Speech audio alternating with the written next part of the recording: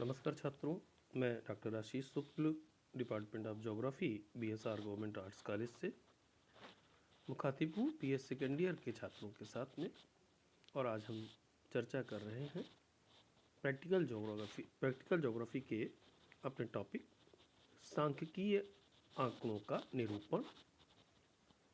पूर्व में हमने इस विषय पर एक विमीय आरेख, द्विविमीय आरेख पर अपने वीडियो साझा किए हैं आपके साथ में। त्रिविमीय आरेख में हमने गोलीय आरेख की चर्चा आपसे की थी। आज हम बात कर रहे हैं क्यूब डायग्राम या घनारेख की। घनारेख में दिए हुए मूल्यों को घनों क्यूब्स के द्वारा प्रदर्शित किया जाता है। इन घनों में आयतनों वॉल्यूम्स में वही अनुपात रखा जाता है जो अनुपात उन मूल्यों के घनमूलों में होता है, क्यूब रूट्स में होता है। अतः आरेख बनाने के लिए सर्वप्रथम दिए हुए मूल्यों के घनमूल निकाले जाते हैं। तत्पश्चात न्यूनतम अथवा अधिकतम मान वाले घनमूल या क्यूब रूट को प्रकट करने वाले घन की भुजा सुविधानुसार कुछ भी निश्चित करके हम घन की रचना करते हैं। चूंकि घन में लंबाई, चौड़ाई व ऊंचाई तीनों माप एक समान होती हैं, अतः किसी एक घन की एक भुजा ज्ञात हो जाने पर उस घन को सरलतापूर्वक बनाया जा सकता है। आपको साझा किए गए पीडीएफ में इसको बनाने की विधि भी दर्शाई गई है कि हम किस तरह से घन की रचना करेंगे। इसके लिए कोई भी एक वर्ग बना लेते हैं और उसके अनुरूप समानांतर एक भुजा के दूसरी भुजा लेकर उसके अन्य सिरों को मिलाकर घन की रचना करेंगे। पीडीएफ के अनुसार आप इसे पूरा कर सकते हैं, अभ्यास कर सकते हैं। आइए घनारेख से हम आंकड़ों के प्रदर्शन की बात जो कर रहे थे उस पर चर्चा करें। इस क्रम में आपके साथ में एक पीडीएफ में एग्जाम्पल साझा किया गया है जिसमें निम्नलिखित आंकड़ों को घनारेख के द्वारा या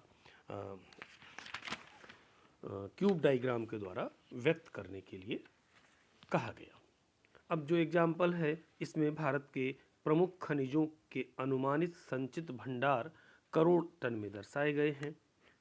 एक तरफ टेबल में खनिज दे दिया गया, कोल है, आयरन ओर है, बॉक्साइट है।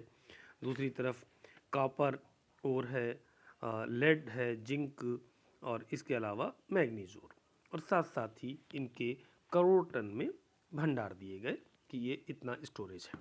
अब हमें मान लीजिए इसको दर्शाना है तो घनारेख की रचना या गणना पहले टेबल के अनुसार कर लें।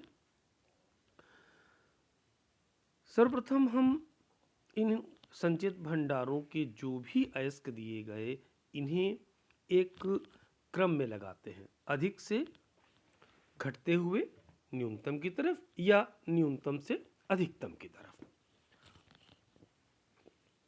फिर इन संचित भंडारों के जो स्वरूप दिए गए, मात्रा दी गई, उसका हम क्यूब रूट निकालते हैं या घनमूल ज्ञात करते हैं। अब जिस भी घन को हम आधार मानेंगे उसके आधार पर इन्हें प्रकट करने के लिए एक कोई यूनिट ले लेंगे और उसके आधार पर ही हम अन्य जितने भी अयस्क हैं उनकी भुजा की गणना कर लेंगे।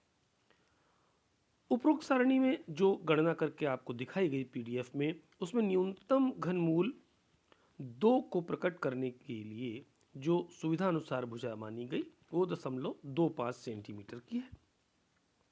अब इसके आधार पर हमें अन्य भुजाओं की गणना कर लेनी है। जो घनमूल आया वो डिवाइडेड बाई, क्योंकि हमने न्यूनतम मूल्य 2 लिया हुआ है, उससे इनटू इसको व्यक्त करने का या गुणा जिससे कर रहे हैं वो कितना है 0.25 सेंटीमीटर। तो इसकी गणना से ये आया 0.35 सेंटीमीटर। ताम्र अयस्क की गणना करें तो ये 3.42 विभाजित किया न्यूनतम मूल्य 2 से गुणा किया, जिस 2 को व्यक्त करने के लिए हमने भुजा का आधार लिया था 0.25 सेंटीमीटर, उससे ये आया 0.43।